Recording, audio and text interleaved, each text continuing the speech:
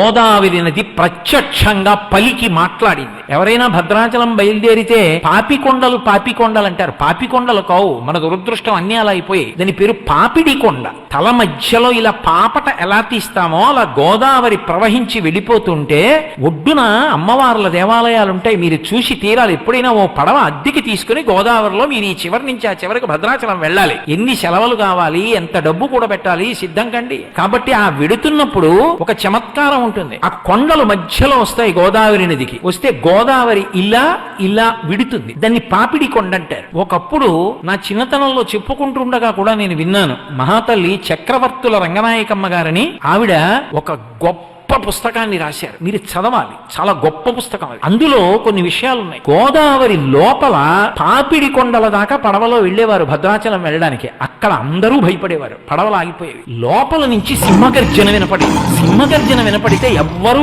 ఏమీ మాట్లాడకుండా పళ్ళెంలో ఎక్కువ కర్పూరం పెట్టి గోదావరికి హారతిచ్చేవారు. హారతిస్తే ఆ బుడబుడ చప్పుళ్ళు, పెద్ద పెద్ద బొబ్బలు, సింహగర్జనలు ఆగిపోయేవి. ఆగిపోతే ఆ పక్క నుంచి పడవ భద్రాచలం వెళ్ళేది.